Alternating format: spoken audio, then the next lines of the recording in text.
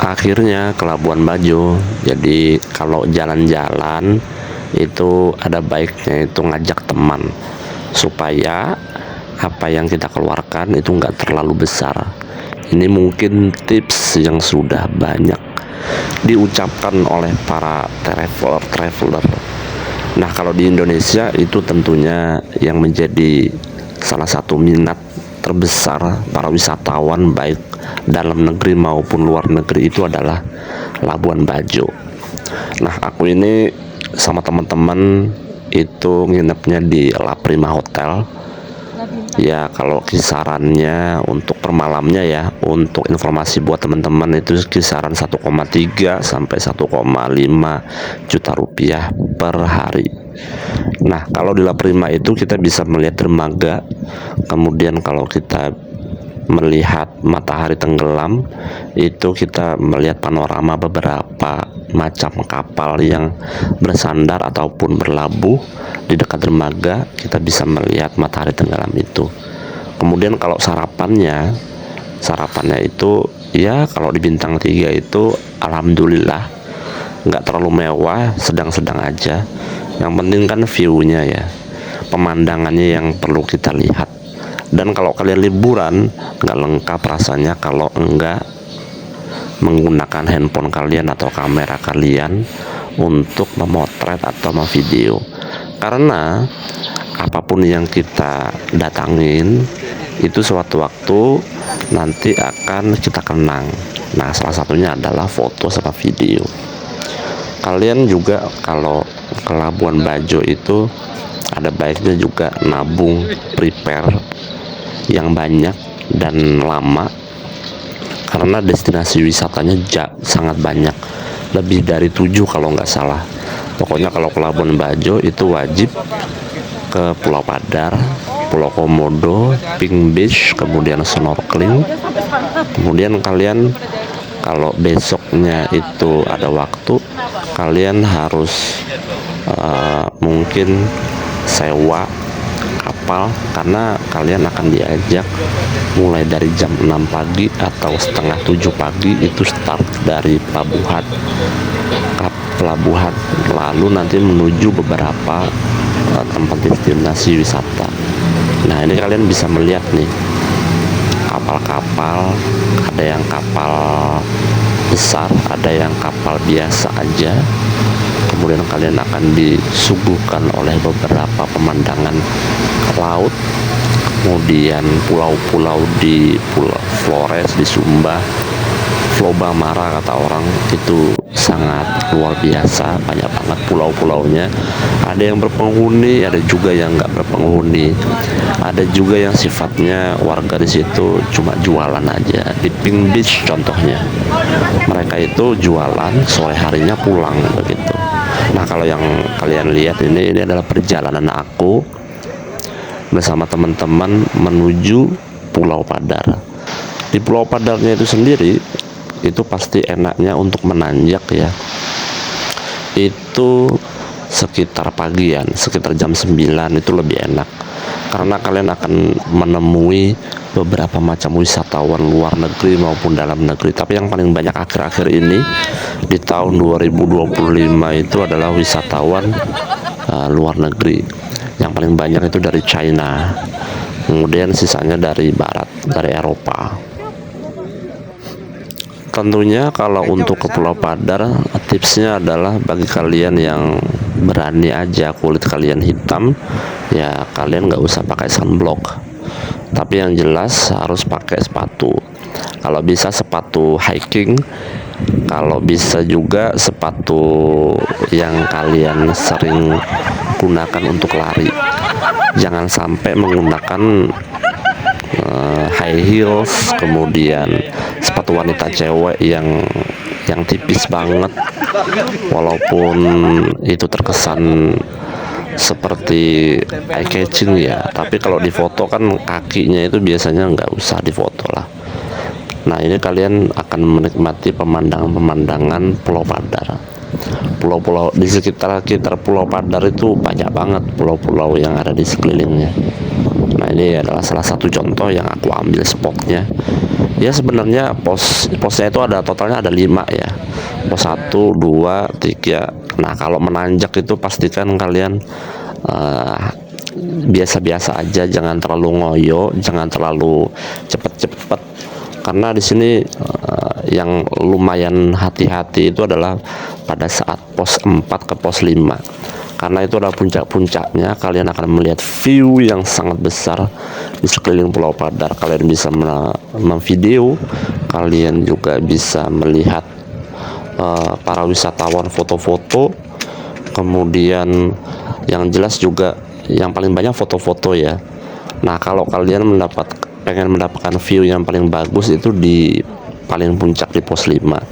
Tapi kalau di pos 3 ya lumayan ya, kalau aku nilai bisa 8 lah. Tapi yang paling bagus bisa melihat view yang sangat tinggi, yang sangat banyak, sekeliling 360 derajat, itu paling puncak di pos 5. Emang luar biasa banget ya yang namanya Pulau Padar ini. Ketika rame ya udah tuh berjubel, banyak banget wisatawan. Aku aja itu susah dari pos 4 ke pos 5 itu aja ngantrinya 10 sampai 15 menit. Bahkan ada wisatawan dari China yang nggak sabaran, tapi bukan salah dia sih. Wisatawan China itu ada 2 yang aku lihat, ada mamanya, ada sama bocil sekitaran umur 6 sampai 7 tahun. Kalau namanya bocil ya semangat banget, dia naik sampai mau ke puncak, sampai dia melihat, aku juga melihat ada wisatawan Jepang ngantri, ditegur sama wisatawan Jepang. Wisatawan Jepang menegur sama wisatawan si Cina itu. Itu dari mana ya? Kata dia, kamu ngantri jangan nyerobot gitu aja. Tapi ya namanya wisatawan China, kita nggak lihat negara, asal, suku, agamanya ya. Tapi yang jelas dia ini mau mengamankan si bocil, si anaknya, karena si anaknya ini aktif banget ya, sampai nyerobot lah kayak gitu ya. Otomatis ya begitulah terjadi perdebatan antara bahasa Cina, bahasa Jepang, nggak nyambung. Habis dari Pulau Padar kita menuju ke Pink Beach. Pink Beach ini bagus banget, di pesisir pantainya itu ada warna pink begitu, makanya disebut Pink Beach. Aku juga baru pertama kali ya ke area Labuan Bajo, Pink Beach, dan area-area pulau-pulau yang lain bersama teman-teman ya, sekitaran 7 orang lah ya, sama tour guide-nya 8, nakodanya 1, sama pembantu nakodanya 1, 7, 8, 9, 10, ada 10 orang lah ya di dalam kapal itu. Di dalam di Pink Beach ini aku jalan jadi ya nggak terlalu lebar lah ya, nggak terlalu panjang, tapi lumayan lah untuk olahraga. Jadi aku nyusurin dari ujung ke ujung. Kebetulan kapal kami itu stay-nya, parkirnya itu di sisi kanan pantai. Nah aku nyusurin ke kiri pantai, aku jalan lumayan ya, kalau jalan santai itu sekitar, kalau bolak-balik ya sekitar ya 15 menitan lah, nggak terlalu besar sih. Tapi katanya kalau sampai ke Pink Beach itu jangan sampai ya ke belakangnya, karena masih banyak ular sama komodo, tapi komodonya lebih sedikit. Kemudian habis dari Pink Beach kita ke Komodo National Park. Nah aku juga baru pertama nih ke Komodo National Park. Katanya kata rangernya, kata pawang yang ada di sana, totalnya itu ada 16.000 komodo, dan mereka tersebar, ada yang betina, ada yang jantan, ada yang masih kecil-kecil. Yang paling tua itu 35 tahun. Umur aku aja 33 tahun ya kan, berarti masih tuaan komodo ya, sekitar tahun 90 dia lahir ya begitu. Jadi, tapi kalau yang sebelumnya pasti ada, tapi udah mati. Dan masa kawinnya komodo itu 7 hari ya, 7 kali 24 jam. Luar biasa banget masa kawinnya aja. Nah ini aku rekam juga sebelum kita menyusuri melihat komodo. Kita dijelasin, kita diberikan safety induction oleh pawangnya, oleh rangernya. Nah ini teman-teman aku. Nah Untuk di National Komodo Park ini kita nggak menanjak, nggak menurun, landai aja. Jadi pulaunya itu nggak bikin ngos-ngosan seperti kita naik ke puncak Padar. Ini aku rekam sedikit sebagai kenang-kenangan ya. Jadi teman-temanku ini sekitar 7 orang sama aku ya, aku rekam juga lah buat kenang-kenangan. Aku lihat juga bule itu seliwer. Jadi komodo ini hampir tiap hari lah ya, tapi kalau di bulan-bulan Agustus ini masa-masa kawin ya. Jadi mereka itu komodonya itu tuh enggak berkeliaran.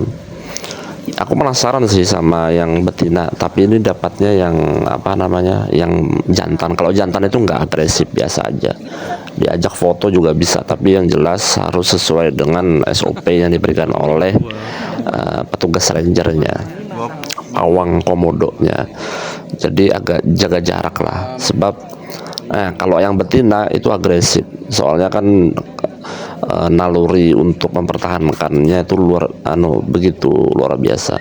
Tapi uniknya kalau komodo ini kalau habis makan dia mager, dia nggak mau gerak biasa, tapi kalau lapar dia baru gerak untuk mencari mangsa, babi hutan dan rusa biasanya. Aku juga melihat rusa di daerah pantai Komodo National Park itu. Ini pawangnya menjelaskan habitat, kemudian kebiasaan komodo ini. Alhamdulillahnya kita ketemu ya sama komodo jantan yang habis makan, kemudian dia melakukan ibarat kata kayak bertapak begitu, diem gitu aja, nggak ada pergerakan sama sekali. Kalau komodo jantan ya kayak gitu, dia nggak terlalu agresif ya. Ini semisal kayak kadal, cuma ini spesiesnya berbeda, spesiesnya besar. Ini jenisnya bukan jenis kadal ya, tapi ya memang spesies agak besar, komodo disebutnya. Ini aku rekam juga, ini betapa banyaknya wisatawan. Ada dari China, Jepang, Malaysia, India, Afrika, Eropa, semuanya tertarik kepada Komodo National Park. Nah ini aku sempat juga pada saat kami udah selesai mau dari Komodo National Park, kita mau ke lihat snorkeling, orang snorkeling sama berendam pokoknya berendam di inilah, soalnya ada di pinggir laut itu ada bisa nyelam untuk melihat kura-kura, untuk melihat pari-pari juga. Nah ini salah satu kapal yang kami sewa ya. Pulang sampai ke Labuan Bajo-nya itu sekitar jam 4:30-an lah. Nah ini kapalnya.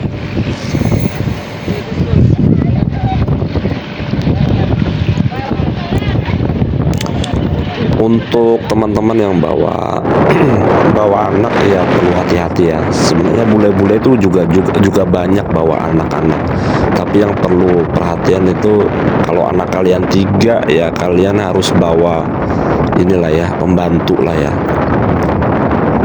Nah ini yang aku maksud. Jadi ada yang bisa berenang di tengah laut, karena di tengah lautnya itu agak dangkal, jadi lebih aman. Tapi ini hati-hati ya, arusnya sangat kuat. Jadi kalau bisa, kalau berendam itu harus pakai kalau kalian perenang handal pro ya udahlah, nggak usah pakai life jacket. Tapi kalau kalian setengah pro atau biasa-biasa atau nggak bisa berenang ya itu otomatis harus dengan pengawasan yang ekstra. Thank you, itu aja. Assalamualaikum.